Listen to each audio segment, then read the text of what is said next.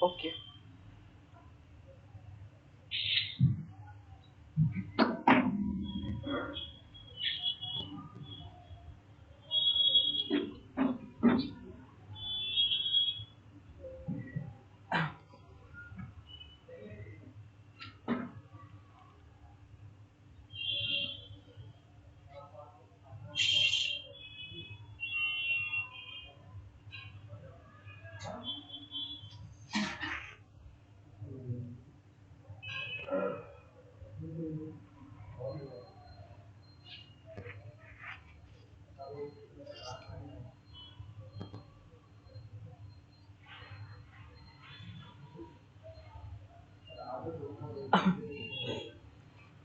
हाँ सर, तो कल हमने स्टार्ट किया था इफिशिएंसी रेशियोज को, ठीक है? हाँ, हिंदुस्तान यूनिवर्स। है ना?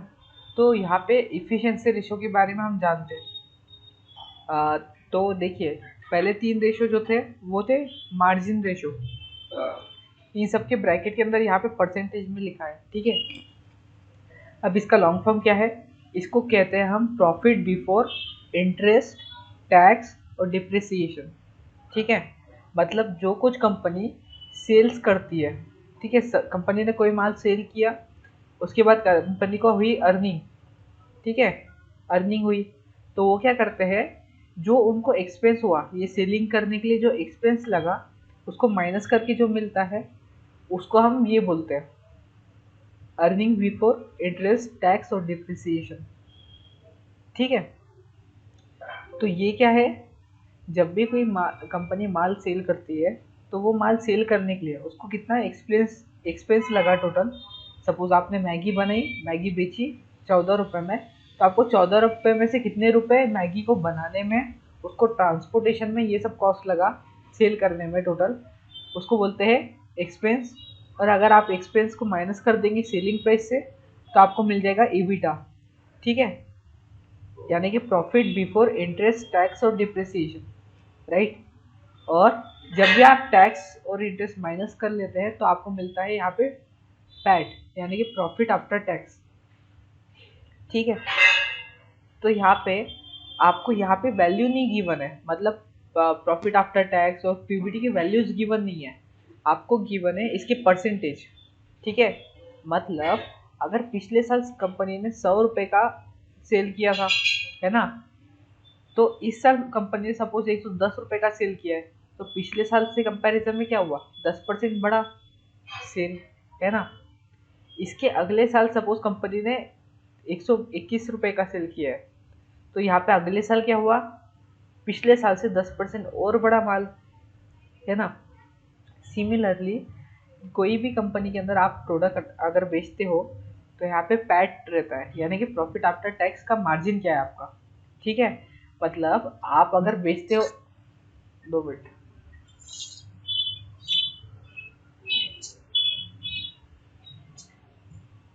अभी अभी आप लीव कर गए थे क्या?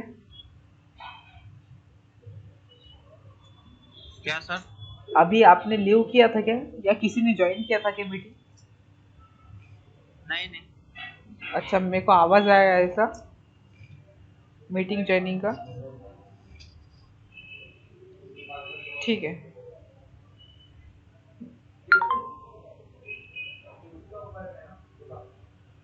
मैं,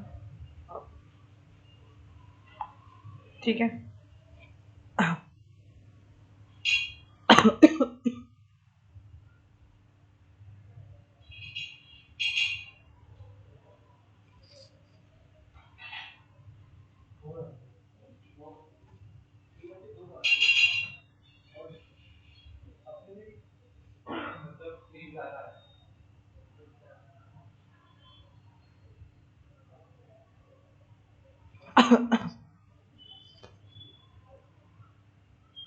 हाँ सर, मेरी आवाज आ रही है? आवाज आ रही है ना? अच्छा, हाँ, ये लीव कर गया था मैं गलती ये से। नेट स्लो है। हाँ, स्लो हो गया था नेट। हाँ। अब क्लियर है। तो हम क्या देख रहे थे, जो हमने कल देखा कि ये यहाँ, अपलोडिंग नहीं होगा है। क्या सर? हाँ कुछ नहीं बोलना। अच्छा, तो यहाँ पे इफिशिएंसी रेशियोज के अंदर ये मार्जिन रेशियोज रहते हैं, ठीक है। तो ये है suppose profit after tax margin, यानी कि अगर कोई कंपनी बोलती है कि उनकी जो पैट मार्जिन है, प्रॉफिट आफ्टर की टैक्स की मार्जिन जो है ये 10% की है, तो इसका मतलब क्या होता है, वो जितना भी माल कमा रही है सेलिंग कर कर, ठीक है, जितनी भी उनकी इनकम है टोटल, वो इनकम में से उनको टोटल प्रॉफिट 10% का है, ठीक है। इसका सिंपल सा मतलब ये होता है। अब कुछ बिजनेस रहते हैं जिनकी जो प्रॉफिट आफ्टर टैक्स मार्जिन रहती है ये बहुत हाई रहती है ना, और कुछ रहते हैं जिनकी प्रॉफिट आफ्टर टैक्स मार्जिन बहुत कम रहती है, ठीक है।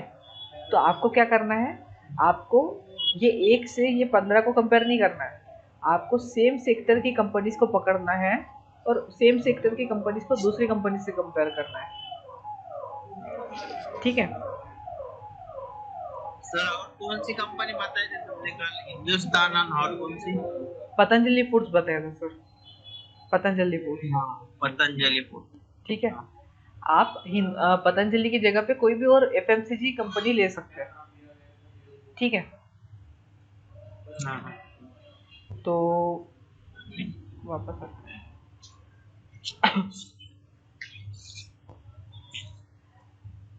मैम अगर आपको कुछ नहीं समझा तो आप मेरे को पूछ सकते हो बीच में से, ठीक है। Okay sir. हाँ, तो जस्ट ये प्रॉफिट आफ्टर टैक्स ये तीनों मार्जिन रेशियोज के जस्ट नीचे है यहाँ पे अर्निंग पर शेयर, ठीक है। अब अर्निंग पर शेयर और बुक वैल्यू पर शेयर ये किस चीज़ के काम आता है, तो ये दोनों शेयर काम आते हैं किसी भी कंपनी की वैल्यूएशन निकालने के लिए, ठीक है। कंपनी की वैल्यूएशन निकालने के लिए ये दोनों शेयर्स का काम आता है, ये दोनों रेशियोज का। कैसे? सपोज दैट अगर कोई कंपनी है जो हर साल लगातार अर्निंग बढ़ा रही है अपनी, ठीक है, मतलब उसकी इनकम बढ़ रही है हर साल, तो क्या होगा, जैसे जैसे जैसे जैसे उसकी इनकम बढ़ेगी वैसे वैसे उसकी अर्निंग बढ़ेगी, है ना, एक्सपेंस को हटाकर। तो क्या होगा, अगर उसकी अर्निंग बढ़ रही है तो उसका स्टॉक प्राइस भी बढ़ना चाहिए, ऐसा हम सपोज करते हैं, राइट। तो ये ईपीएस रेशियो हमको देखना ज़रूरी हो जाता है किसी भी कंपनी के लिए, क्योंकि अगर ये ईपीएस की वैल्यू बढ़ रही है तो अपने आप हमारे पास एक पी रेशो करके एक चीज़ थी, पी रेशो, जिसको हम प्राइस टू अर्निंग रेशो बोलते हैं, ठीक है। तो इसके अंदर सपोज ये ईपीएस की वैल्यू बढ़ गई और प्राइस की वैल्यू कांस्टेंट रही, तो क्या होगा, ये पी रेशो की वैल्यू कम हो जाएगी अपने आप, है ना। इसका मतलब जैसे ही पी रेशो की वैल्यू कम होती है वैसे ही वो स्टॉक जो है वो चीपर वैल्यूएशन के ऊपर अवेलेबल रहता है, ठीक है। तो हमको देखना है कि कंपनी की अर्निंग बढ़ रही है या नहीं बढ़ रही है। अब उसके लिए आप क्या कर सकते हैं, जैसे कि क्रॉम्पटन ग्रेव, जैसे कि अभी क्वार्टरली रिजल्ट्स आ रहे हैं, ठीक है। क्वार्टरली रिजल्ट्स यानी कि क्या होता है कि कंपनी के हर 3 महीने बाद एक ये आता है कि भाई उन्होंने 3 महीने में क्या बिजनेस किया, ये सब आता है। तो यहाँ पे अभी आज ना क्वार्टर इसका रिजल्ट आया था क्रॉम्पटन गिरोज का, तो मैं आपको पढ़ के सुनाता हूँ और यही चीज़ अपन देख रहे हैं। तो देखो इसका यूज़ कितना बड़ा है, देखना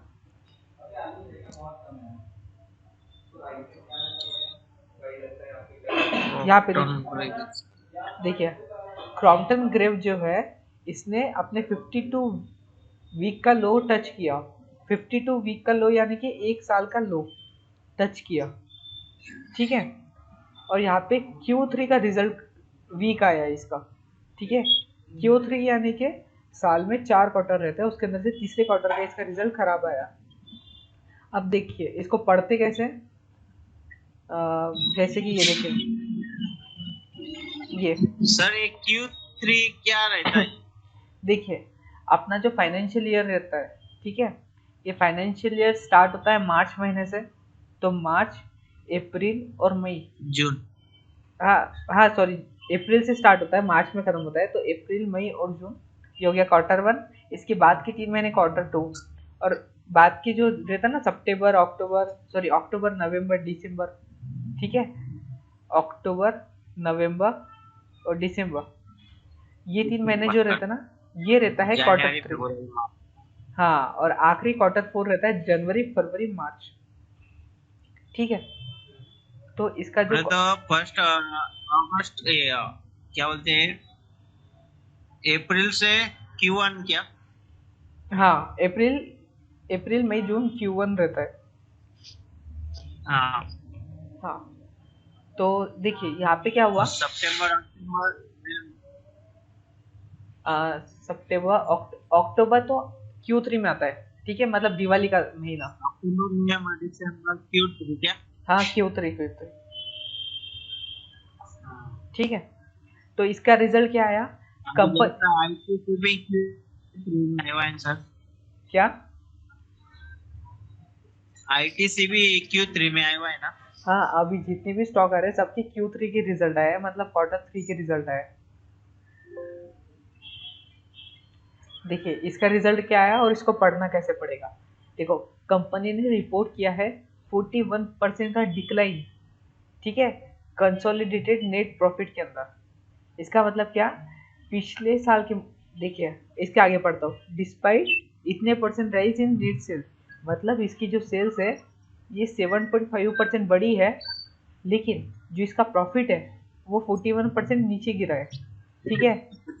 कंपेयर टू, मतलब ये किसको कंपेयर कर रहे हैं, इस साल के क्वार्टर थ्री को पिछले साल के क्वार्टर थ्री के साथ कंपेयर करके बता रहे हैं, ठीक है।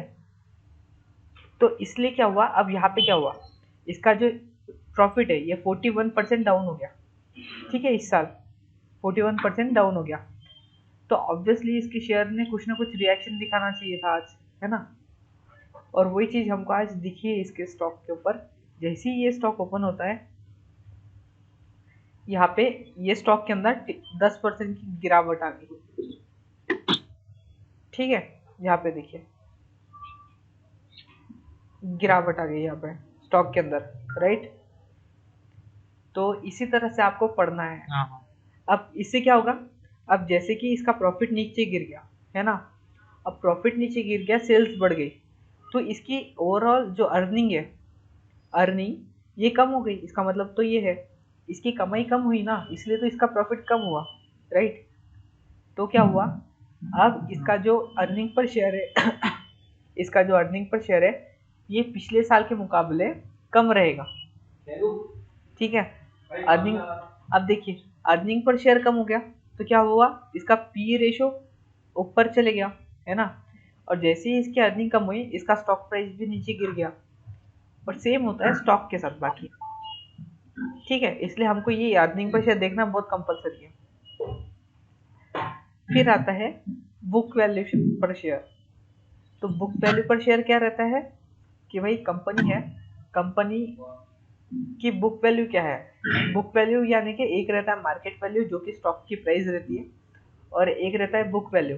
बुक वैल्यू सिर्फ ये उसके बुक्स में निकालता है, मतलब अगर वो कंपनी डूब जाती है तो उसकी ओरिजिनल वैल्यू क्या है और आपको कितने पैसे वापस मिलेंगे स्टॉक के अंदर से, ठीक है। जैसे कि ये जो शेयर्स है इसकी बुक वैल्यू 208 रुपये है, ठीक है। यानी कि अगर कल को ये कंपनी डूब जाती है तो आपको 208 रुपये वापस मिल सकते हैं, ठीक है। तो ये आपको समझना है। ये हो गया सेकंड रेशो, सेकंड चीज़ जो हमने देखे थे। उसके बाद देखिए एक रहता है asset turnover ratio. Asset turnover ratio क्या बताता है, सबसे पहले एसेट यानी कि क्या, एसेट यानी कि हर वो चीज़ जिसको बेचकर आप पैसे कमा सकते हो, ठीक है। तो एसेट टर्नओवर रेशो यानी कि ये एसेट को आप बेचते कितनी जल्दी हो, ठीक है, यही यहाँ पे दिखाता है वो। तो एसेट के अंदर आपकी इन्वेंट्री सब कुछ आ जाता है। अब यहाँ पे क्या करता है ये एचयूएल, ये क्या करता है, मैन्युफैक्चरिंग करता है, राइट, ठीक है। तो इसका जो एसेट टर्नओवर रेशो है ये मिनिमम 2.5 के ऊपर होना चाहिए, ठीक है। और जितने भी रिटेल कंपनीज रहती है अगर 2.5 का ऊपर है तो बहुत अच्छा है, लेकिन आप ऐसे अज्यूम करके चलिए कि अगर 1.5 के हर ऊपर, कंपनी मैन्युफैक्चर का ये होना क्या? क्या, कौन सी भी कंपनी रहे तो उसका एसिड टर्न ये रेशियो 2.5 के ऊपर होना चाहिए। नहीं नहीं, किसी भी कंपनी का नहीं, एक्चुअली वो सेक्टर वाइज रहता है। अब देखिए, जैसे अगर आप हाँ यूटिलिटी सेक्टर के ऊपर फोकस करते हैं, ठीक है, यूटिलिटी सेक्टर, देखिए यूटिलिटी सेक्टर इसका 0.25 टू 0.5 के बीच में होना चाहिए। इसका मतलब क्या होता है मैं आपको हाँ बताता हूँ। यूटिलिटी सेक्टर यानी क्या होता है, एनर्जी सेक्टर, ठीक है, एनर्जी सेक्टर। अब एनर्जी सेक्टर के लिए जो मशीन्स रहती है ये बहुत महंगी रहती है ना। अब ये मशीन को खरीदने वाला मिलना बहुत मुश्किल है और उसके लिए टाइम लग जाएगा, है ना। तो इसके लिए इसका एसेट टर्नओवर रेशियो बहुत कम रहता है, समझे आप। लेकिन जो रिटेल सेक्टर रहता है उसके अंदर ये बात नहीं है, तो यहाँ पे 2.5 या उसके ऊपर होना चाहिए। लेकिन अगर 1.5 या उसके ऊपर है तो भी हम उसको एक अच्छा कंपनी समझते हैं, ठीक है। उसके बाद यहाँ पे आता है इन्वेंट्री टर्नओवर रेशो, ठीक है। अब इन्वेंट्री यानी कि क्या, इन्वेंट्री यानी होता है, सबसे पहले इसका मतलब समझते हैं अपन डायग्राम से।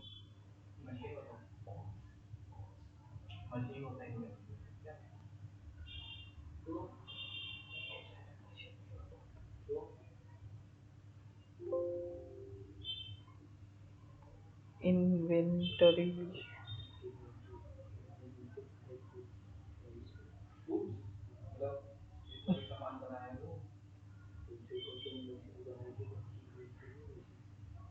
ओके, वर्किंग कैपिटल, वर्किंग, हाँ ये, तो ये डायग्राम दिख रही है आपको। देखिए, कोई भी मैन्युफैक्चरिंग कंपनी जब रहती है तब वो कोई भी चीज़ को मैन्युफैक्चर कैसे करती है। सबसे पहले प्रोसेस होती है वो किसी भी तरह का रॉ मटेरियल को बुलवाती है, कहाँ से, ऑर्डर देकर।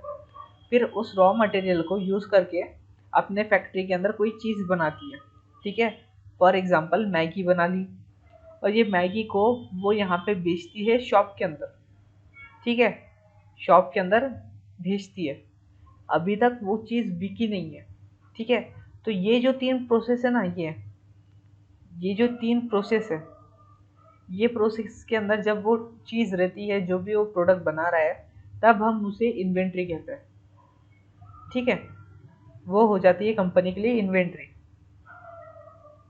मतलब कंपनी ने रॉ मटेरियल लाया, उसके ऊपर कुछ ना कुछ काम किया और उससे कोई प्रोडक्ट बनाया, प्रोडक्ट को एक मॉल के अंदर भेज दिया। अब लेकिन वो प्रोडक्ट बिका नहीं है अभी तक, ठीक है, तो इसलिए उसको बोलते हैं इन्वेंट्री, समझे आप। तो यहाँ पे जो इन्वेंट्री टर्नओवर रेशो रहता है, ये हमको बताता है कि किसी भी कंपनी का जो इन्वेंट्री है वो कितने जल्दी सेल हो रही है, ठीक है। ये रेशो जितना ज़्यादा रहेगा उतना ज़्यादा अच्छा रहेगा।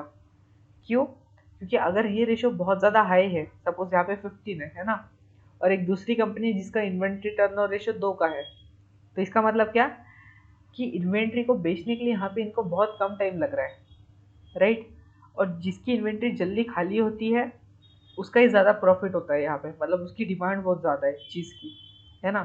तो यहाँ पे आपको ये दिखता है। क्या आपको ये बात समझ आई।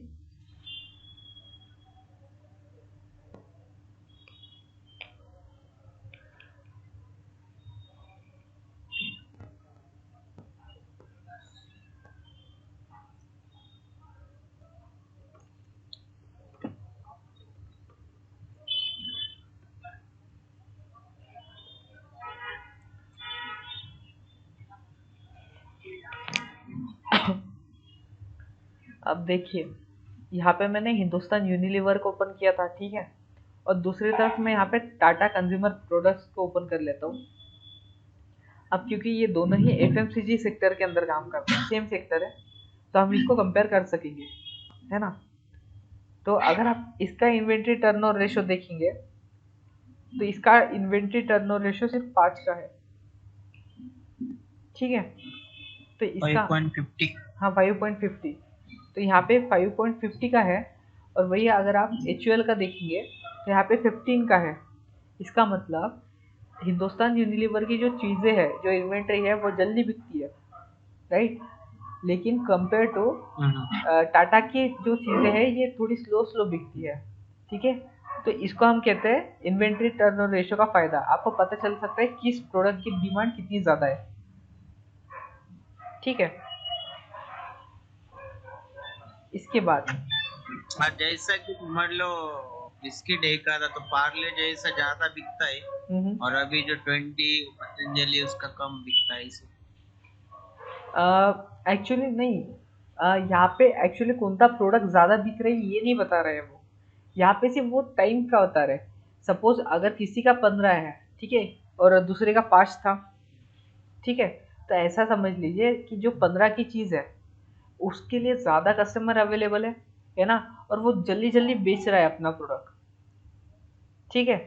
हो सकता है वो, अब इसके अंदर मिसकंसेप्शन क्या हो सकता है कि आपकी जो इन्वेंट्री है, ठीक है, अगर आप 10 मोबाइल बनाते हो या 10 चीज़ें बनाते हो, सपोज आपने 10 मोबाइल बनाया, ठीक है, 10 मोबाइल बनाया, और मैंने 1 लाख मोबाइल बनाया, ठीक है।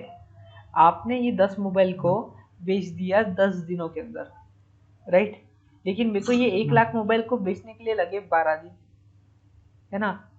फिर भी क्या होगा यहाँ पे, जो इन्वेंट्री टर्नओवर रेशियो रहेगा वह आपकी कंपनी का ज़्यादा अच्छा रहेगा, ठीक है। क्योंकि ये यहाँ पे क्वांटिटी नहीं बता रहा है कि कितनी बेची है, ये आपको टाइम बता रहा है, राइट।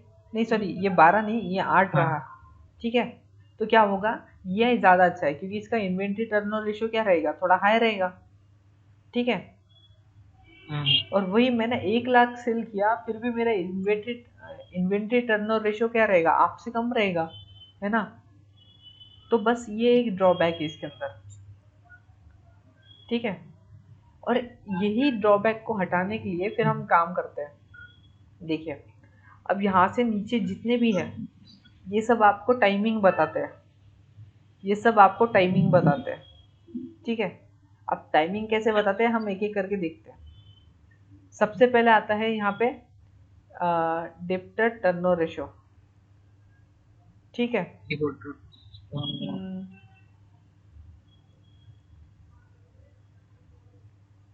सबसे पहले डेब्टर टर्नओवर रेशियो क्या बोलते हैं,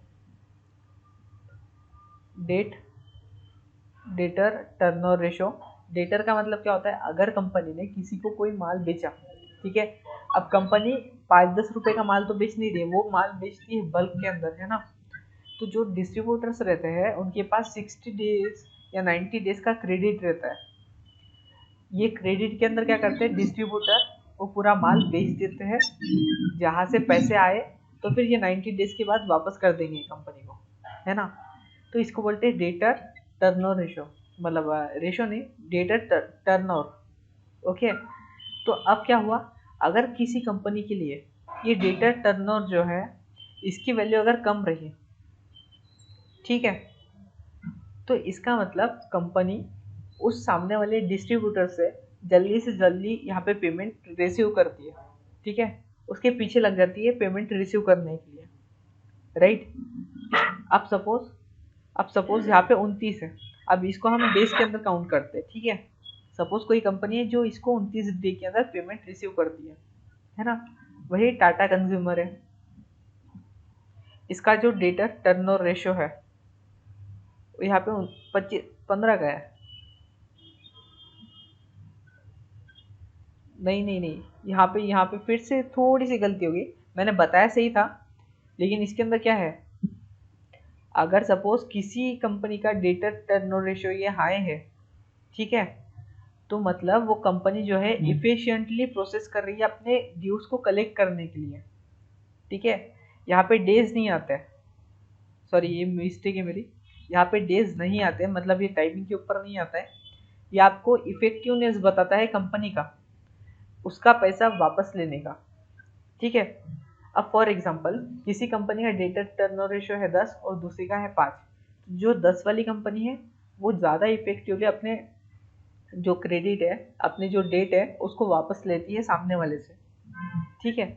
फॉर एग्जांपल अगर मारुति सुजुकी की बात करूँ मैं, तो अगर इसने अपना माल बेचा है कहीं पे, तो वहाँ से पेमेंट जल्दी आएगा कंपेयर टू, है ना।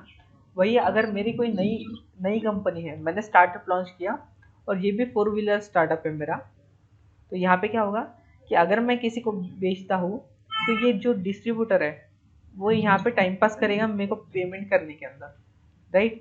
क्यों? क्योंकि मेरे पास ब्रांड वैल्यू नहीं है और मेरी कंपनी न्यू है ना।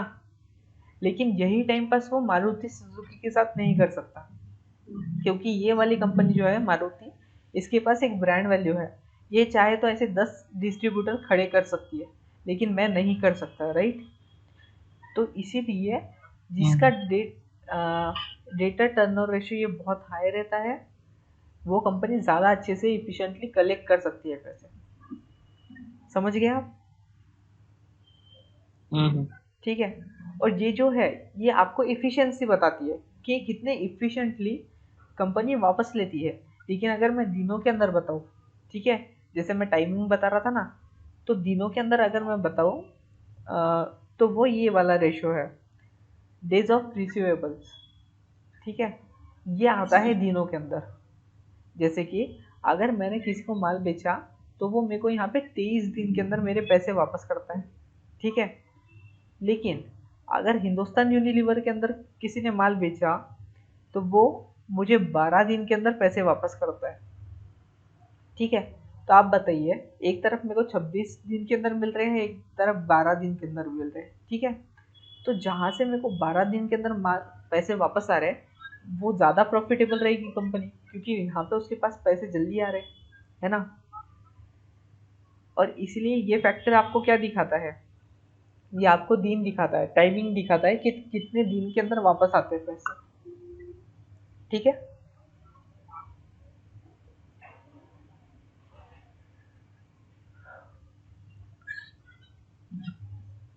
आपको ये समझ आ रहा है सर, मैम? नहीं, अभी ये डेज ऑफ वो ये नहीं समझा। सपोज करते हैं, अगर मैंने आपको फ़ोन दिया, ठीक है, और आप मेरे को बोलते हो कि ये फ़ोन की पेमेंट मैं आपको कल करूँगा, कल करूँगा, कल करूँगा। ये करते करते हो गए सपोज 3 महीने, ठीक है। हाँ, दिन दिन आगे लेके जाते। है ना। तो 3 महीने हो गए, तो टाइम बहुत ज़्यादा हो गया। हाँ हाँ 3 महीने हो गए। लेकिन अब मैं क्या करता हूँ, एक गुंडे को लाता हूँ, गुंडे को बोलता हूँ कि आपसे वसूली करे, ठीक है। और वो पहले ही दिन आता है और आप उसको अच्छे से पैसे वापस कर देते हो, है ना। तो आप मेरे को बताइए, किसके अंदर ज़्यादा अच्छे से बात करने की या डराने की टेक्निक थी? ऑब्वियसली गुंडे के अंदर, है ना, क्योंकि इसने एक ही दिन के अंदर पैसा वापस कर ले लिया, राइट। और मैं 3 महीने के अंदर भी नहीं ले पाया। सेम चीज़ होती है कंपनीज के साथ। Suppose that Maruti Suzuki company सबसे बड़ी कंपनी है, कार कंपनी इंडिया में, है ना। मारुति सुजुकी किसी के पास जाती है और उसको माल बेचती है ना। तो ये कंपनी जल्दी से जल्दी अपना पेमेंट वापस ले सकती है सामने वाले के साथ, क्योंकि अगर सामने वाले ने बोला सर हम आपको 1 महीने बाद देंगे पेमेंट, ऐसा वैसा, मारुति क्या बोलेंगी, इसका कॉन्ट्रैक्ट खत्म करो, दूसरे के साथ चलो, राइट। ऐसे हाँ करेंगे ना हाँ मारुति। लेकिन मेरी है एकदम ब्रांड न्यू कंपनी, मैं 4 व्हीलर लेके जाता हूँ एक कंपनी, एक डिस्ट्रीब्यूटर के पास, और मैं बोलता हूँ भाई मेरे को 10 दिन के अंदर पेमेंट चाहिए। वो क्या बोलेगा, भाई तो आ जाए ये धंधे के अंदर, हम 10 साल से, ठीक है, 10 दिन में कहीं नहीं मिलता, ऐसे ही बोलेगा वो मेरे को। तो यहाँ पे क्या होगा, मेरे पास पैसे आने में टाइम लग जाएगा, है ना। और अगर मेरे पास पैसे आने में टाइम लग गया, तो क्या होगा, मैं उस पैसे को यूज़ नहीं कर पाऊंगा, रीयूज, क्योंकि ऑब्वियसली उतने दिन के लिए मेरे को कहीं और से पैसे क्या जमा करना पड़ेगा कंपनी को चलाने के लिए, राइट।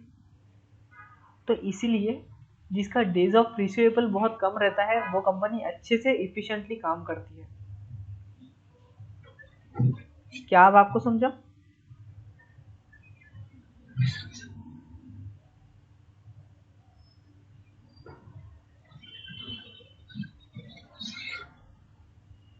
सर क्या आपको समझ में आया इसका? ये मुझे समझ नहीं। ओके। और मैम आपको?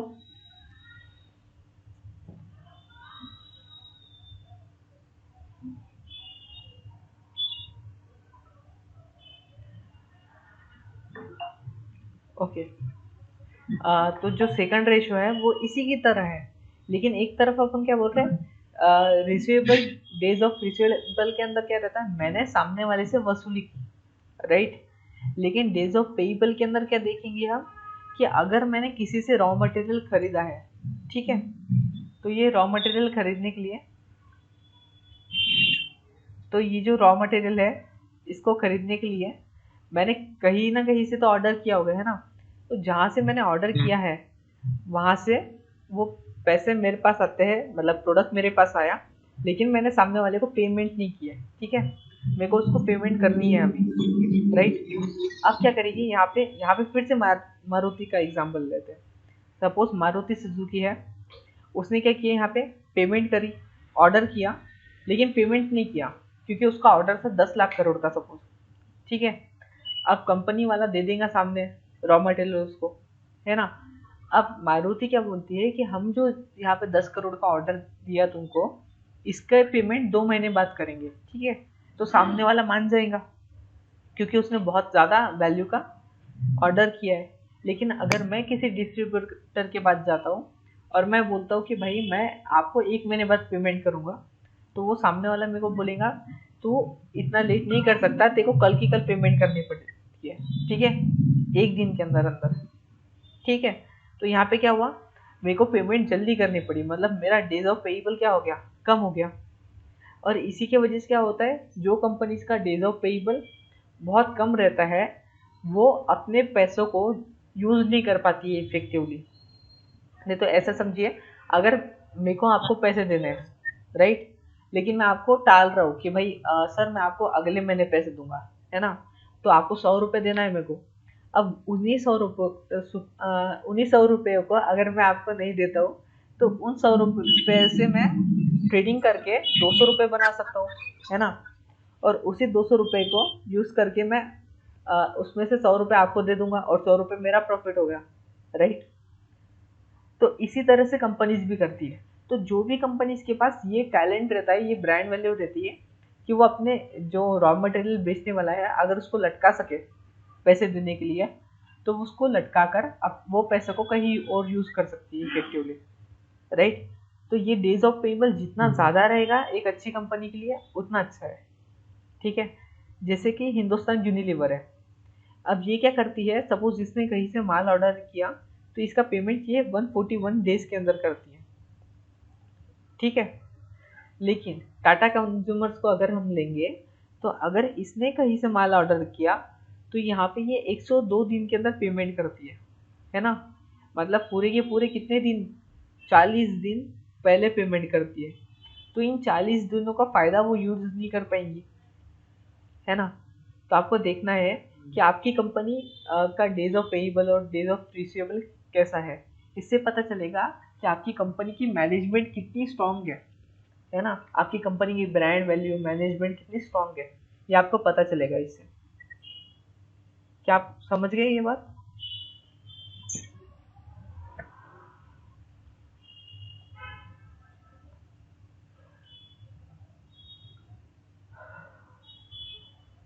सर आपको ये दोनों कंसेप्ट समझ में है? हेलो। हाँ, डेज ऑफ रिसीवेबल्स और डेज ऑफ पेएबल्स।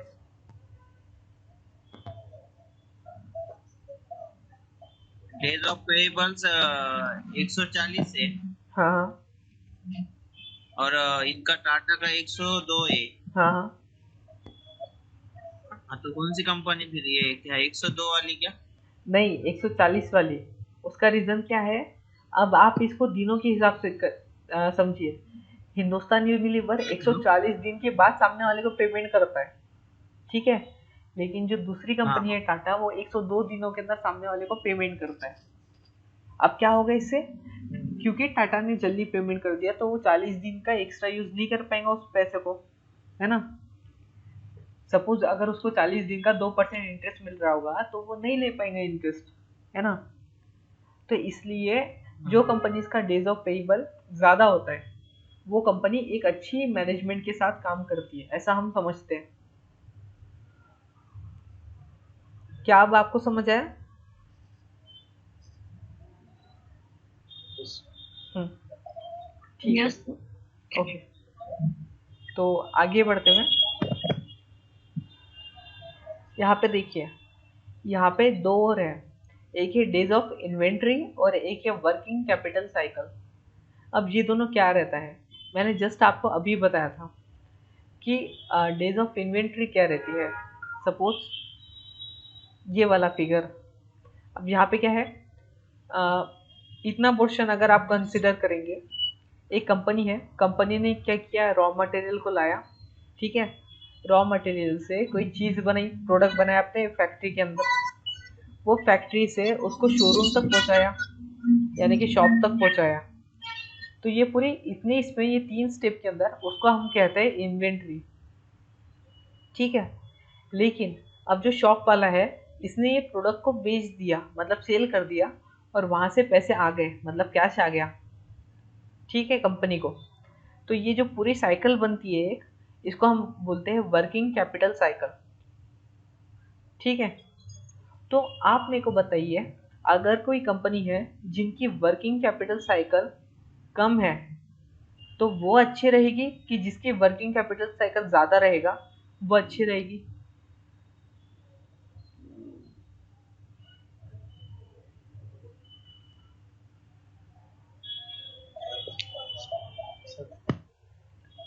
कम बहुत वाली।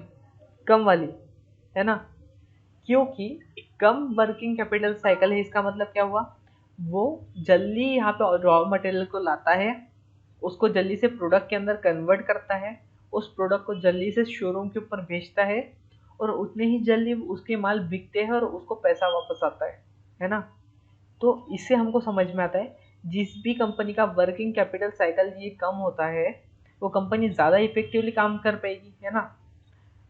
तो यहाँ पे अगर हम यहाँ पे वर्किंग कैपिटल साइकिल देखें हिंदुस्तान यूनिलीवर की, तो यहाँ पे इसकी, यहाँ पे रेड कलर के अंदर है, यहाँ पे जितनी भी बार आपको दिख रहे हैं, ये सारे के सारे रेड कलर के अंदर इसलिए दिख रहे हैं आपको, क्योंकि ये एक्चुअली जितना कम रहे उतना ज़्यादा अच्छा है ना।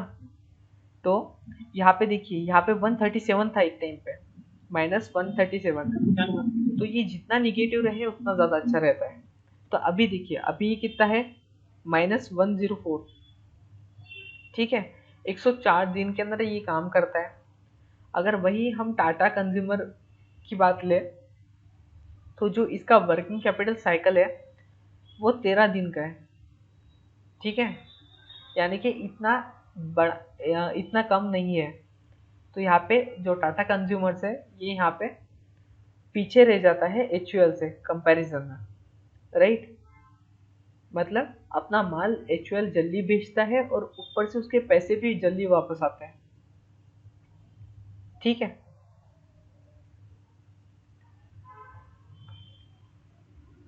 तो ये होती है,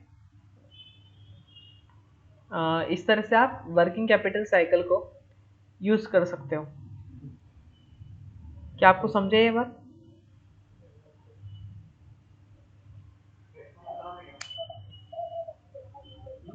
और सेम जैसे कि आप डेज ऑफ इन्वेंट्रीज को यूज करते हो, ठीक है, डेज ऑफ इन्वेंट्रीज तो आपको बता दिया कि शॉप के ऊपर चलेगी, प्रोडक्ट प्रोडक्ट जो है वो सेल नहीं हुआ, सिर्फ शॉप के ऊपर चलेगा, तो ऑब्वियसली ये शॉप के ऊपर जाने का जितना कम टाइम लगेगा उतना ही अच्छा रहेगा कंपनी के लिए, है ना। तो यहाँ पे 24 डेज है, राइट। आप दूसरी तरफ टाटा कंज्यूमर लेते हैं, तो यहाँ पे 66 डेज है, मतलब फिर से एच यू एल जो है, इसको इन्वेंट्री के लिए कम टाइम लगता है शॉप पे भेजने के लिए। तो अगेन यहाँ पे हिंदुस्तान यूनिलीवर एक विनर आता है कंपेयर टू दिस। क्या आपको आप समझा?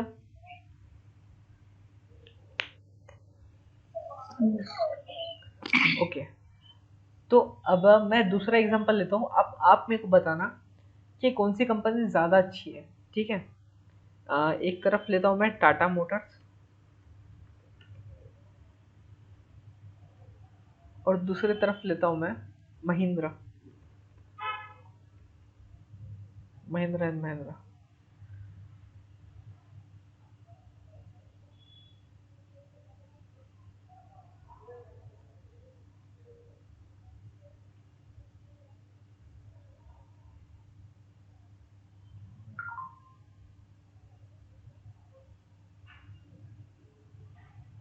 इफिशिएंसी रेशो और यहाँ पे भी इफिशिएंसी रेशो, ठीक है।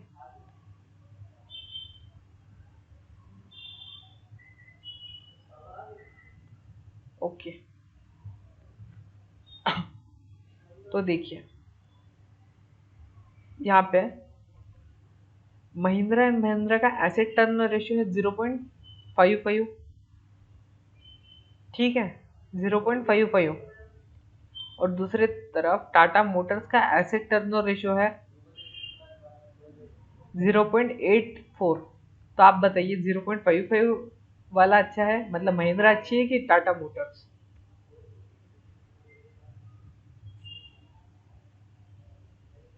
एसेट टर्नओवर रेशियो में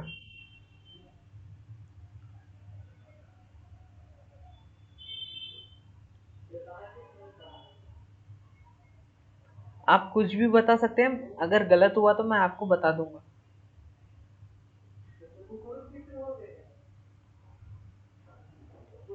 हमने देखे थे कि जिसकी एसेट टर्नओवर रेशियो ज़्यादा रहती है वो कंपनी ज़्यादा अच्छी रहती है। तो क्या आप बता पाएंगे टाटा मोटर्स की महिंद्रा?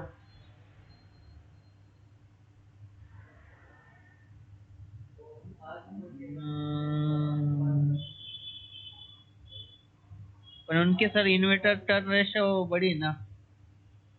हाँ, लेकिन अभी पहले अपन एसेट टर्नओवर की बात कर रहे हैं ना, तो एसेट टर्नओवर रेशियो जिसके ज़्यादा रहता है वो अच्छी रहती है। तो आप बताइए टाटा अच्छी है जिसका 0.84 है कि महिंद्रा अच्छी है? और सर टाटा का अच्छा है सर, तो उसका ये ना सर, क्या बोलते हैं, उसका हाई रिकॉर्ड है ना। हाँ, तो यहाँ पे क्योंकि इसकी वैल्यू हाई है तो टाटा यहाँ पे जीत गया, ठीक है। फिर आते सेकंड इसमें इन्वेंट्री हाँ। टर्नओवर रेशियो के ऊपर। इन्वेंट्री टर्नओवर रेशियो के ऊपर क्या रहेगा, जिसका ये रेशियो ज़्यादा रहेगा वो कंपनी अच्छी रहेगी, मतलब उसका माल वो इफेक्टिवली कलेक्ट जल्दी से जल्दी पहुंचा रही है, ऐसा समझेंगे अपन। तो इसका है 7.8, ठीक है। आप याद रखना 7.8 है टाटा का और महिंद्रा का है 8.8। तो आप बताइए दोनों में से कौन जीता?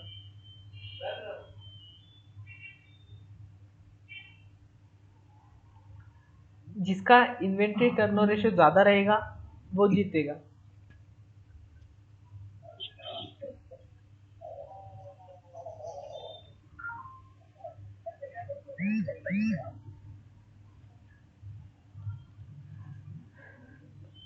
चलिए ये छोड़िए, ये बताइए डेज ऑफ रिसीवेबल का मतलब क्या होता है कि अगर कंपनी ने किसी को माल बेचा है, ठीक है, तो कंपनी उससे माल के पैसे कितने दिनों के अंदर लेती है, ठीक है। तो महिंद्रा जो है हाँ। ये अपने माल बेचकर 24 दिनों के अंदर अपने पैसे लेती है डिस्ट्रीब्यूटर से। वही जो टाटा मोटर्स है ये अपने डिस्ट्रीब्यूटर से 16 दिनों के अंदर पैसे लेती है, ठीक है। तो आप बताइए दोनों में से अच्छा कौन है? टाटा अच्छा है ना। अब दूसरा वर्किंग कैपिटल साइकिल, यहाँ पे टाटा मोटर्स की वर्किंग कैपिटल साइकिल -66 है, ठीक है। और दूसरी तरफ टाटा की जो वर्किंग कैपिटल साइकिल है ये -45 है, ठीक है। -66 और -45 दोनों में से कम कौन सा है? -66 वाला कम है ना। तो यहाँ पे भी टाटा महिंद्रा से अच्छी है, ठीक है।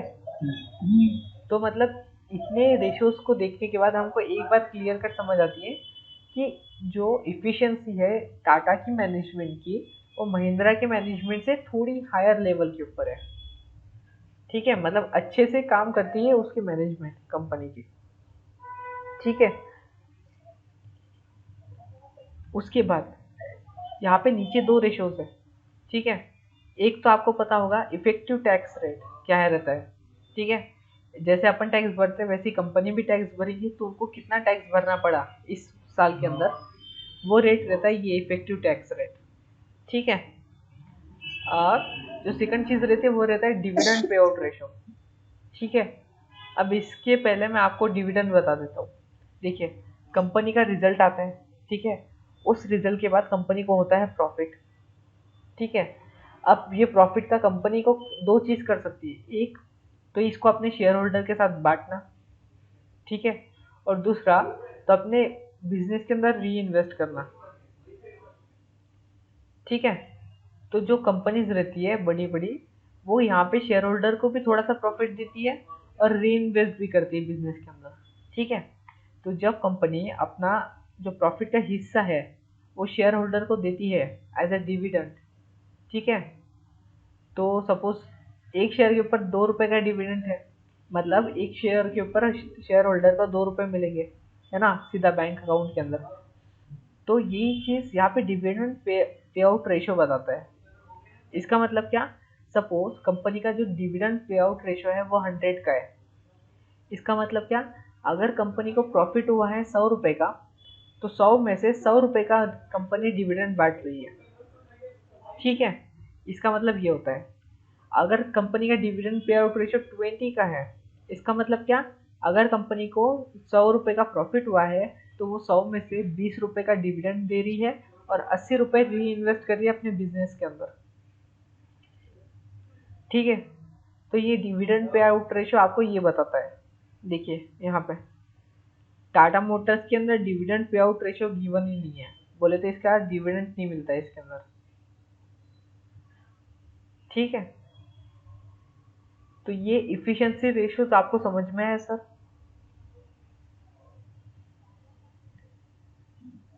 आ गया आ गया। ओके। और मैम आपको? सर बीपीसीएल भी डिविडेंड देता है ना? हाँ, जितनी भी सरकारी कंपनीज होती है वो सभी सरकारी कंपनीज यहाँ पे डिविडेंड बहुत ज़्यादा देती है, ठीक है। और क्योंकि सभी 20% है बीपीसीएल। और क्योंकि सरकारी कंपनी जो है वो डिविडेंड ज़्यादा देती है, यही रीज़न है कि सरकार की कंपनीज के प्राइजेस नहीं बढ़ते कभी भी। देखिए इसका डिविडेंड, प्राइजेस नहीं बन सर, ये है ना फिक्स है ना अपने को, ईयर टू ईयर डिविडेंड्स तो फिक्स है ना, ऐसा डन है। हाँ वो तो है। देखिए अब बीपीसीएल का जो पिछले दो, 29 होगा सर, अभी पहले 20 था सर। नहीं नहीं, या ये डिविडेंड पे आउट रेशो है, ठीक है। डिविडेंड पे आउट रेशो क्या बताता है कि 100 रुपए के प्रॉफिट में से कितना डिविडेंड दिया और कितना री इन्वेस्ट किया। तो यहाँ पे 29% का डिविडेंड दिया है ना, जैसे कि पिछले साल ये अमाउंट 102% थी, ठीक है। मतलब जितने का प्रॉफिट हुआ था वो प्रॉफिट के भी ऊपर इन्होंने डिविडेंड पे किया सामने वाले को, राइट।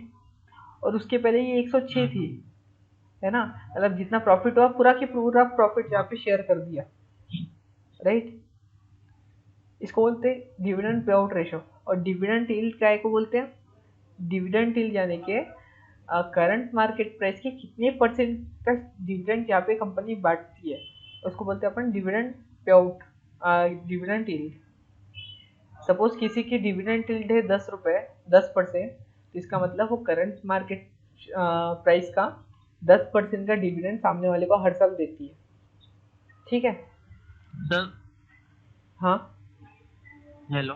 हाँ सर बोलिए। समझ लो कि अभी 10% डिविडेंड दे रही समझे बीपीसीएल। हम्म। हेलो। हाँ हाँ बोलिए ना।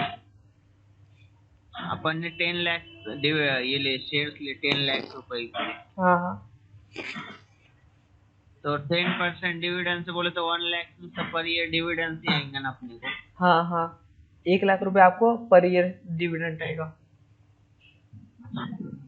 हाँ, और जो अपने शेयर के प्राइस बढ़ेंगे उसके इस पे डिविडेंड आएगा क्या, जो अपन ने जो रेट से अभी ले हुआ है स्टॉक बाय करे हुआ है वो रेट से डिविडेंड आता है? जो भी शेयर की प्राइस रहेगी उस टाइम पर, ठीक है, करंट हाँ मार्केट हाँ। वैल्यू के हिसाब से ही आपको डिविडेंड आएगा। फॉर एग्जांपल जो रिटेल इन्वेस्टर रहता है ना, उनको बस ये पता रहता है कि अगर अपन ने 10 लाख रुपए डाले और 10% का डिविडेंड यील्ड है, तो इसका मतलब अपने को हर साल 1 लाख रुपए आएगा, ठीक है। रिटेल इन्वेस्टर को बस इतना ही पता है।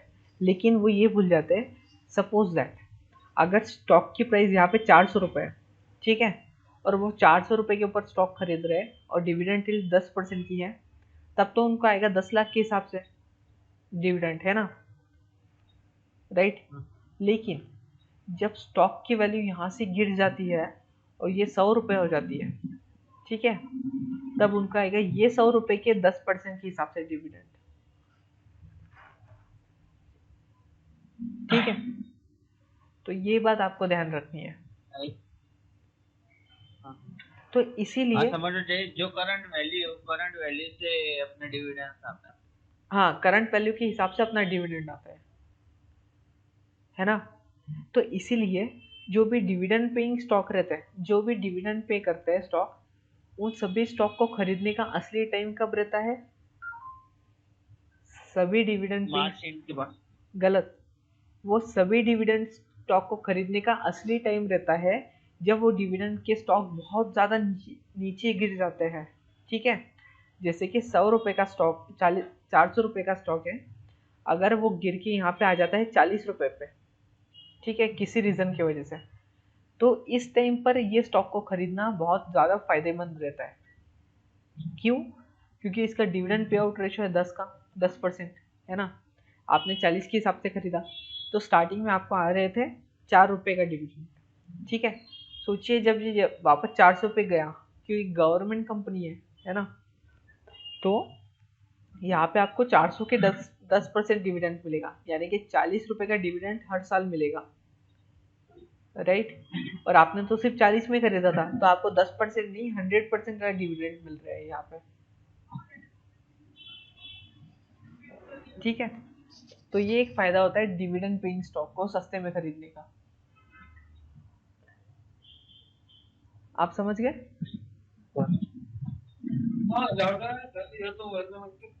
हेलो सर, ये 40 से 100 रुपीज होने के लिए एक साल में ही होना चाहिए ना वो प्राइस डिविडेंड के लिए? नहीं नहीं नहीं, ऐसा कंपलसरी नहीं है। सपोज अगर वो स्टॉक जो है वो 40 रुपए से 60 रुपए के ऊपर जाता है, ठीक है, तो आपको 60 के हिसाब से 10% डिविडेंड मिलेगा। और जब भी वो फ्यूचर में जाएगा 100 रुपीज, तो आपको उसके हिसाब से डिविडेंड मिलेगा। फिर उसका तो एक डेट रहता है ना डिविडेंड देने का, उस टाइम का जो स्टॉक का वैल्यू रहेगा उस हिसाब से ही डिविडेंड मिलेगा ना। हाँ, उसी हिसाब से डिविडेंड मिलेगा। लेकिन कभी भी आपको अगर कोई कौन स्टॉक सी है, डेट? सपोज सपोज अगर एक स्टॉक है जो 100 रुपए का है, ठीक है, अगर ये स्टॉक ने बोला कि हम डिविडेंड अनाउंस करने वाले हैं और उसकी रिकॉर्ड डेट ये 29 तारीख है ना, तो यहाँ पे आपको सिर्फ डिविडेंड, क्योंकि ये 10% दे रहा है, इसके लिए ये शेयर को कभी भी नहीं खरीदना है। किसी भी कंपनी का डिविडेंड पाने के लिए किसी भी शेयर को मत खरीदना कभी भी। ठीक है, ये सबसे बेसिक चीज़ है। इसका रीज़न मैं आपको बताता हूँ क्यों। सपोज दैट अगर किसी ने बोला कि भाई हमारा 100 रुपये का स्टॉक प्राइस है ना, हमने 4 रुपये पर शेयर के ऊपर डिविडेंड पे किया है, ठीक है, 4 रुपये पर शेयर के ऊपर, तो क्या होगा, जब इसका रिकॉर्ड डेट आएगा, यहाँ पे रिकॉर्ड डेट आएगा, तब क्या होगा, ये 100 रुपये के स्टॉक की वैल्यू पहले से ही 4 रुपये नीचे गिर के 96 रुपये हो जाएगी। समझे? तो यहाँ पे जो 4 रुपये आपके पास आ रहे हैं डिविडेंड के अंदर, वो स्टॉक की वैल्यू में से पहले ही डिवाइड हो गए, है ना। तो इसलिए कभी भी सिर्फ डिविडेंड लेना है इसलिए स्टॉक को मत खरीदना। आप स्टॉक तभी खरीदना जब आपको लॉन्ग टर्म के लिए रखना है, और वहां से डिविडेंड आए तो ठीक है। Yes yes yes. ठीक है, हाँ। तो अब हम आगे चलते हैं इसके। तो यहाँ पे इफिशिएंसी रेशियोज भी कंप्लीट हो गया सर अपना। ठीक है, अब हम आते हैं यहाँ पे ग्रोथ, रिटर्न, कैश फ्लो। सबसे पहले कैश फ्लो क्या होता है वो समझ लेते हैं। ठीक है, कैश फ्लो रेशियो से ज़्यादा कैश फ्लो क्या होता है पहले वो इम्पोर्टेंट है। अब फॉर एग्जांपल सर, आप बताना मुझे, सपोज दैट अगर आपने कोई लोन लिया है, ठीक है, और आपको वो लोन की जो इंटरेस्ट पेमेंट है वो करना है 100 रुपये, है ना। अब आपके पास जो कैश है, राइट, आपकी इनकम हुई यहाँ पे, आपकी इनकम हुई 150 रुपये, तो आप ये लोन का पेमेंट तो बहुत आराम से कर दोगे, है ना। 50 रुपये आपके पास बच भी जाएंगे इनकम में से। लेकिन खुदा ना खास्ता अगर कोविड-19 जैसी चीज़ आ जाती है, मतलब लॉकडाउन हो जाता है अचानक से, तो क्या होगा, आपकी जो इनकम है, आपकी इनकम पहले थी 150 रुपये, अब अचानक से वो कोविड की वजह से 150 से गिर के सिर्फ 50 रुपये हो जाती है। ठीक है, और फिर भी आपको लोन का इंटरेस्ट तो पे करना ही है 100 रुपये, राइट। तो इस टाइम पे आप क्या करेंगे, आपके पास तो सिर्फ 50 रुपया और आपको पे करना है 100 रुपये। तब ये ज़्यादा इम्पोर्टेंट रहता है कि आपके पास कैश फ्लो कितना ज़्यादा है ना। सपोज ये 50 रुपये ये है, और 50 रुपये जो हमने पहले बचाए थे एक्स्ट्रा कमा कर वो है। अगर इन दोनों के एडिशन करें तो ये भी 100 रुपये होते हैं, है ना। और ये 100 रुपये हम वापस एज ए इंटरेस्ट पेमेंट कर सकते हैं, राइट। यानी कि किसी भी कंपनी के पास जो कैश फ्लो रहता है वो हमको क्या दिखाता है, वो हमको बताता है अगर गलती से कोई रिस्की सिचुएशन आ जाती है कंपनी के सामने, ठीक है। जैसे कि अभी अडानी के ऊपर आ गया, जब कोविड-19 आ गया था तब कंपनी यहाँ पे क्रैश कर गए थे, है ना। कंपनी को पता नहीं था कैसे काम करना है, राइट। तो रिस्की सिचुएशन के अंदर कंपनी को खुद को संभालना रहता है। तो हर कंपनी को संभालने के लिए क्या चाहिए, पैसा चाहिए खुद के पास, है ना।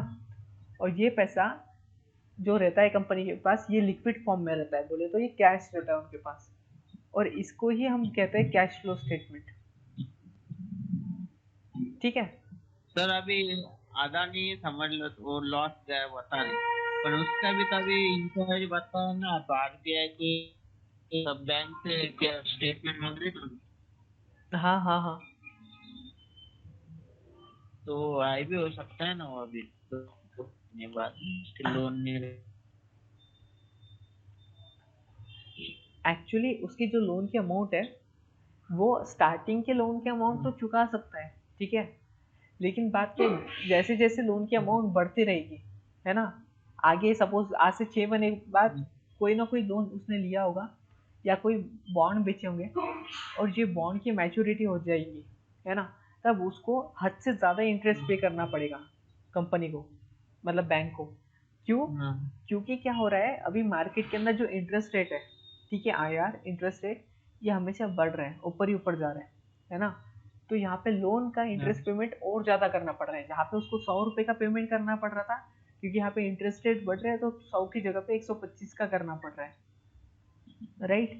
तो इसकी वजह से पहले उसके पास पैसा नहीं है, ऊपर से ये और महंगा हो रहा है इंटरेस्ट, है ना। तो यहाँ पे उसको प्रॉब्लम आएंगी पहले।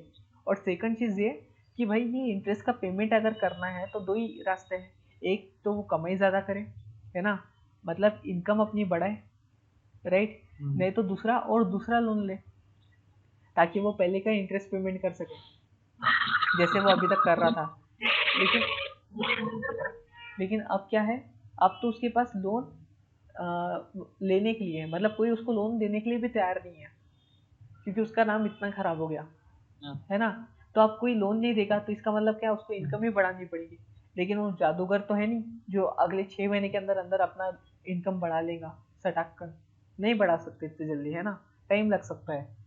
तो इसलिए आने वाला कुछ टाइम जो है इंडिया के लिए थोड़ा मुश्किल हो सकता है,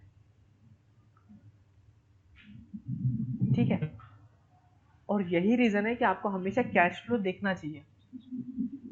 किसी भी कंपनी के पास जितना ज़्यादा फ्री कैश फ्लो रहता है, ठीक है, वो कंपनी मुश्किल समय के ऊपर उतना ही अच्छे से परफॉर्म कर पाती है, ठीक है। तो ये आपको देखना है। क्या आपको ये बात समझ आई? अब इस चीज़ को देखने के लिए मैं आपको एक बहुत अच्छी साइट बताता हूँ फ्री कैश फ्लो को देखने के लिए।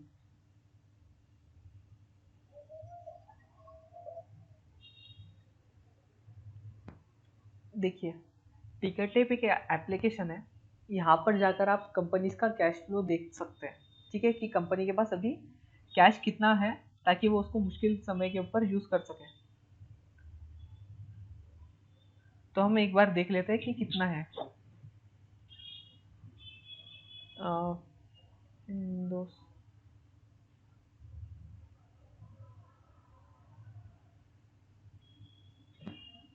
ये एक तो साइट भी हैंग मारती है, इसके ऊपर देखते हैं फिर।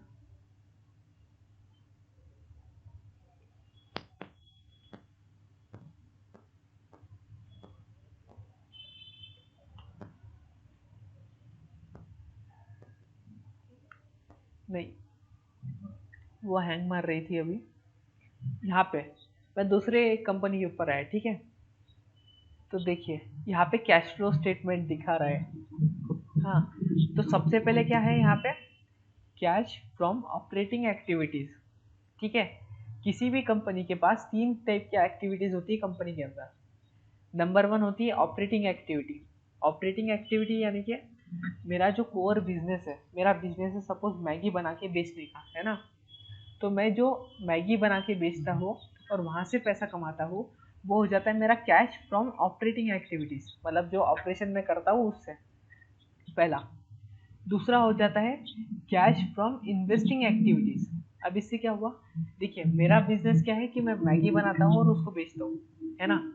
लेकिन मेरे पास सपोज 100 करोड़ एक्स्ट्रा है, मैं क्या करूँगा, वो 100 करोड़ को एक दूसरी कंपनी के अंदर इन्वेस्ट कर दूंगा और वहां से मेरे को 100 करोड़ के 200 करोड़ मिल जाते हैं, है ना। तो यहाँ पे जो कैश आएगा मेरे पास इन्वेस्ट करने के बाद, वो क्या हो जाएगा, कैश फ्रॉम इन्वेस्टिंग एक्टिविटीज, है ना। मैंने इन्वेस्ट किया कहीं पे और वहां से मेरे को पैसा आया, सेकंड। और तीसरी टाइप की एक्टिविटीज हो जाती है कैश फ्रॉम फाइनेंसिंग एक्टिविटीज। अब फाइनेंसिंग एक्टिविटीज यानी क्या होता है कि सपोज दैट अगर मैं मैगी बनाने का काम करता हूँ, है ना, लेकिन फिर भी मेरे पास एक खेत है और मैं क्या करता हूँ, वो जो ज़मीन है उसको रेंट के ऊपर दे देता हूँ, राइट। उसको मैंने दे दिया रेंट के ऊपर। अब वो रेंट आ रहा है मेरे को हर महीने, तो वो मेरा ऐसा काम तो नहीं कि मैं रेंट से पैसे कमाऊंगा, नहीं, वो तो सिर्फ मेरे पास था, है ना। तो मैंने रेंट लेने के लिए फाइनेंसिंग की, तो ये हो जाता है कैश फ्रॉम फाइनेंसिंग एक्टिविटीज। ठीक है, ये तीन तरीके की एक्टिविटीज रहती है। तो आपको सबसे ज़्यादा इम्पोर्टेंट क्या देखना है पता है, आपको देखना है कि किसी भी कंपनी का जो है कैश फ्रॉम ऑपरेटिंग एक्टिविटीज ये बढ़ रहा है कि नहीं बढ़ रहा है हर साल। ठीक है, अगर ये हर साल बढ़ रहा है किसी भी कंपनी का, तो मतलब कंपनी जो है उसके हाथ में ज़्यादा पैसे आ रहे हैं, कैश आ रहा है उसका ऑपरेशन परफॉर्म करके, मतलब उसका कोर बिजनेस हैंडल करके ज़्यादा पैसे कमा रही है कंपनी। ठीक है, ये। और दूसरा आपको उसका नेट कैश फ्लो देखना है। नेट कैश फ्लो क्या रहता है कि कंपनी के पास अभी लिक्विड कैश कितना है। ठीक है, लिक्विड कैश यानी क्या रहता है, ऐसा कैश जिसको कंपनी यूज कर सकती है मुश्किल सिचुएशंस के अंदर, है ना। तो जैसे 2022 के अंदर लिक्विड कैश क्या था, 83 करोड़ माइनस में था, यानी कि लिक्विड कैश नहीं था इनके पास बिल्कुल। ठीक है, लेकिन 2021 के अंदर लिक्विड कैश बहुत ज़्यादा था, राइट। तो इसी तरीके से आपको देखना है कि हर साल लिक्विड कैश है या नहीं है। ठीक है, आप समझ गए ये बात को।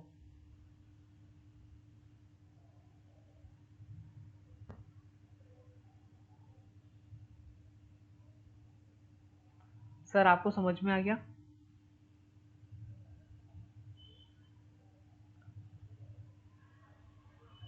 आ गया सर। ओके, तो ये हो जाते हैं हमारे कुछ रेशियोज। ठीक है, ये हो जाते हैं हमारे कुछ रेशियोज। अब हम क्या करते हैं, इसके अंदर ये रेशियोज तो हो गया। अब मैं आपको ना दो तीन रिजल्ट बताता हूँ और फिर आप मेरे को बताना कि रिजल्ट एक्चुअली में क्या है, उसका अच्छा है या बुरा है। ठीक है, रजिस्टर रेनोनिस का सब कुछ काम बोलूंगा नित्य करने का लगा जी काम को लोगों।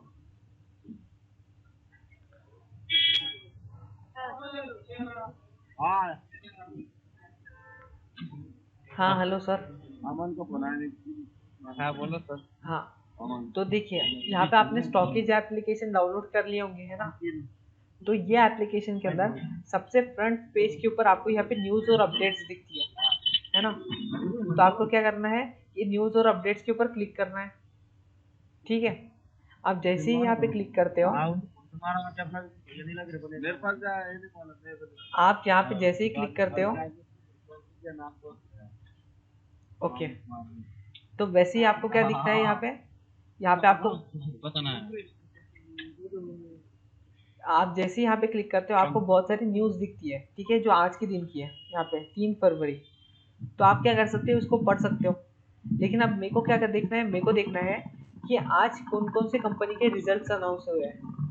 ठीक है, तो उसके लिए क्या करूँगा, मैं स्क्रॉल करूँगा, यहाँ पे रिजल्ट्स है, ये रिजल्ट्स के ऊपर क्लिक करूँगा, राइट। तो यहाँ पे क्या आ जाएगा, यहाँ पे वो सभी कंपनीज के रिजल्ट आ जाएंगे जिनके रिजल्ट आज अनाउंस हुए हैं, ठीक है। और आप शॉर्ट में यहाँ से रिजल्ट देख सकते हैं किसी भी कंपनी के। फॉर एग्जांपल यहाँ पे मारिको है ना, तो मारिको का जो नेट प्रॉफिट है इस बार हाँ का वो 328 करोड़ का है। ईयर ऑन ईयर ग्रोथ यहाँ पे 5.8% की है, मतलब पिछले साल से 5.8% ज़्यादा माल बेचा है, यहाँ पे प्रॉफिट कमाया है ना। सेल्स की ग्रोथ 2.6% की है। इसी तरह से आप बाकी सबके यहाँ पे देख सकते हैं नीचे जा जाकर, ठीक ठीक है।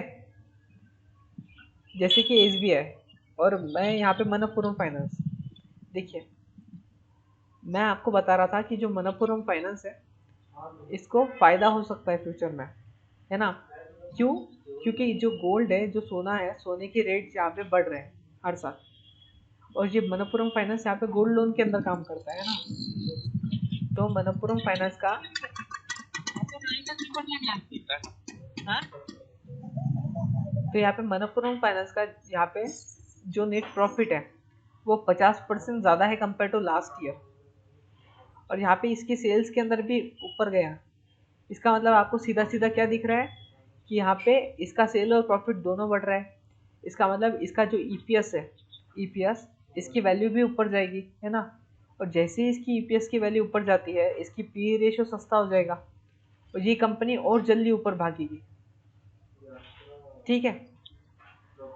तो ये चीज़ आपको ध्यान रखनी है। अब ये कंपनी जब ऊपर भागेगी, अभी 116 का प्राइस है और मैंने आपको बताया ये जल्दी ही आपको 140 145 के ऊपर देखेगी। सो अब ऐसा हो सकता है कि ये स्टॉक ऊपर जाना स्टार्ट कर दे कल से, ठीक है। तो आपको इस तरीके से देखना है स्टॉक के बारे में। क्या आपको ये समझ आया कि आप कहाँ से देख सकते हैं रिजल्ट्स किसी भी कंपनी के? सर, अभी गोल्ड का रेट बढ़ने वाला है तो कौन सा शेयर्स लेने पड़ेंगे दूसरा? अब क्योंकि गोल्ड का रेट बढ़ रहा है, ठीक है, तो आपको मनप्पुरम फाइनेंस जैसे, मनपुर हाँ जैसे कि मैंने बोला, मनप्पुरम फाइनेंस ही अभी बेस्ट स्टॉक हो सकता है लेने के लिए। क्या रेट है उसकी अभी? 116 कॉस्ट क्या रुपये है? का है। 100? 116। तो समझ लो गोल्ड का रेट कम होगा तो उसका रेट कम हो जाएगा और गोल्ड बढ़ा तो उसका बढ़ेगा। जनरली क्या होता है पता है क्या, ये जो बिजनेस है ये गोल्ड बिजनेस है ना, तो अगर गोल्ड का रेट ऊपर जाता है तो इसका रेट ऊपर जाना चाहिए, ठीक है। लेकिन जब गोल्ड का रेट नीचे गिरता है तब ऐसा कंपलसरी नहीं है कि इसका रेट भी नीचे गिरे, ठीक है। हाँ हाँ। इसका रीजन मैं आपको बताता हूँ। फॉर इधर एग्जाम्पल, हाँ क्योंकि ये कैसे है, ये गोल्ड लोन, 10 टाइप इसके है। हाँ क्योंकि ये इंटरेस्ट रेट के ऊपर भी काम करता है। जैसे कि अगर इंटरेस्ट रेट हाँ कम हो हाँ, रहा है, 10 टाइप चलता है। हाँ, तो यहाँ पे आपको ये अच्छा रहेगा लेना। और ये हाँ इसलिए भी अच्छा स्टॉक है क्योंकि देखिए अगर किसी भी कंपनी का जो PE रेशो है वो अगर 10 के नीचे है, ठीक है, PE रेशो 10 के नीचे है, तो इसका मतलब वो कंपनी बहुत ही आराम से 2x हो सकती है, दोगुनी हो सकती है, ठीक है। हम्म, तो इसका जो PE रेशो है ये 7.3 का है आज के तारीख में, ठीक है। लेकिन क्योंकि हम्म, इसका रिजल्ट आ चुका है तो इसका जो PE रेशो है यहाँ पे 7 से गिरकर 5 का हो जाएगा, क्योंकि यहाँ पे 50% ऊपर चले गया ना प्रॉफिट, हम्म, 50% ऊपर चले गया तो इसका जो रेशो है ये कम से कम 30% तो नीचे आएगा, तो इसका PE रेशो हो जाएगा 5 का, है ना। तो ऐसे टाइम के ऊपर हम्म, ये स्टॉक बहुत ही आराम से 12 या 14 के PE के ऊपर ट्रेड कर सकता है। और अगर इसकी PE रेशो को 14 का होना है तो यहाँ पे इसके प्राइस को 2x होना पड़ेगा, राइट।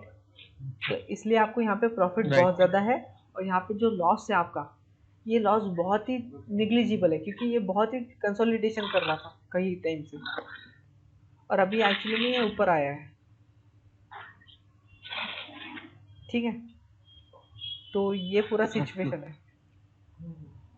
और मैं आपको ये एप्लीकेशन जो मैं यूज़ कर रहा हूँ उसको यूज़ कैसे करना है वो भी आज ही बता देता हूँ, फिर कल से हम कुछ नया सीखेंगे, ठीक है, इन्वेस्टिंग के बारे में, राइट।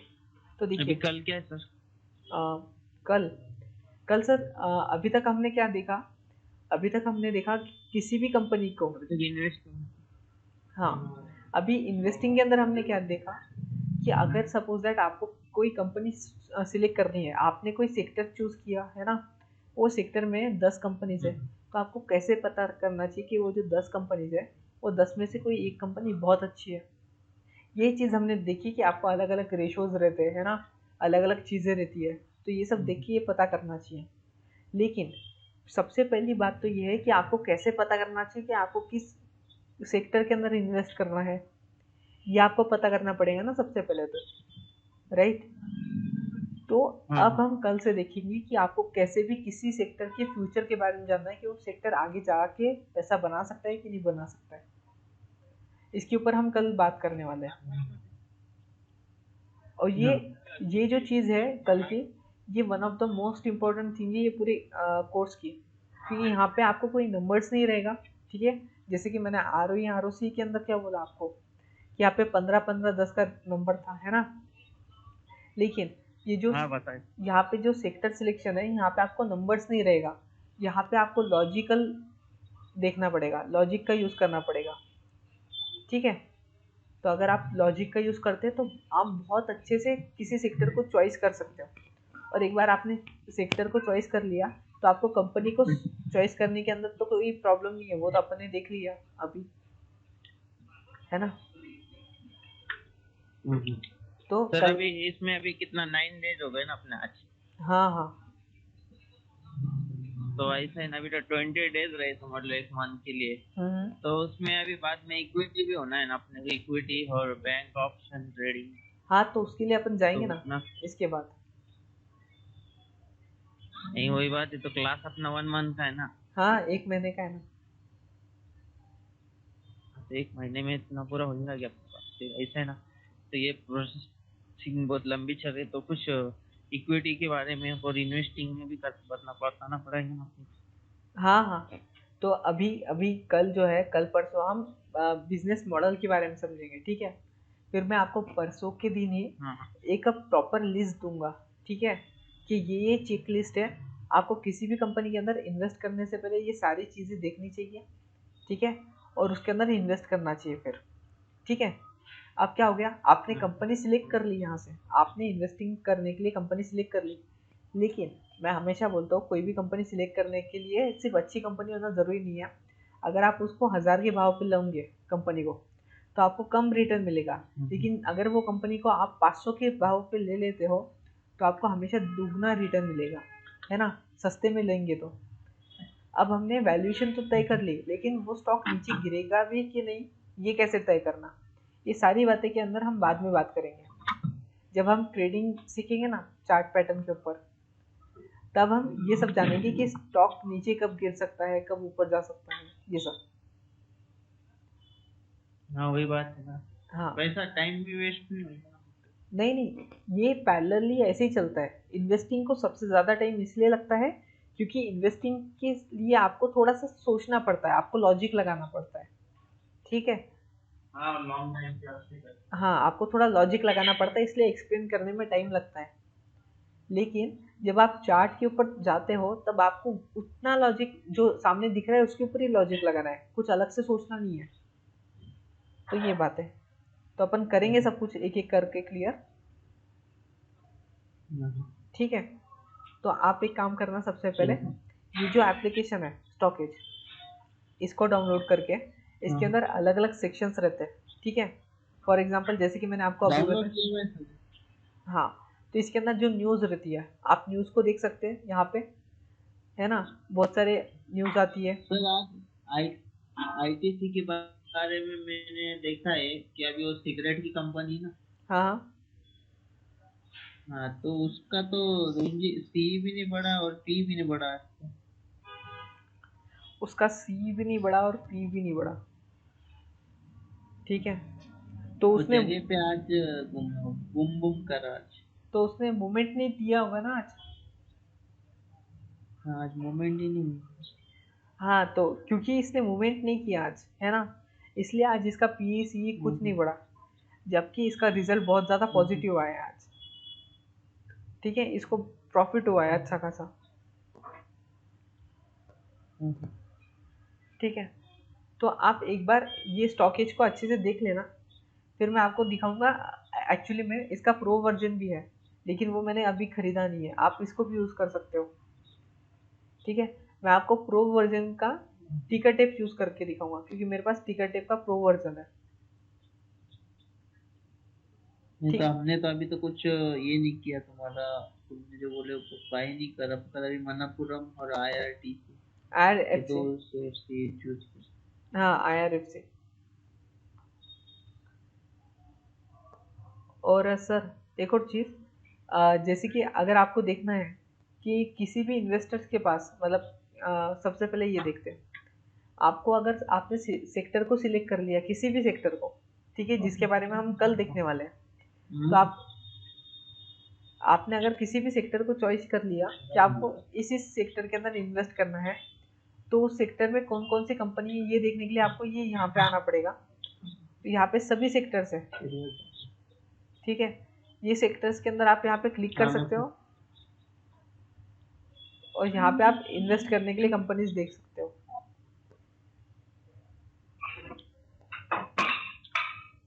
ठीक है, बाकी हम असली में एक्चुअली कल सीखेंगे सब कुछ। हाँ चल रहा है ठीक है सर, चलो, थैंक यू सो मच। इस वक्त।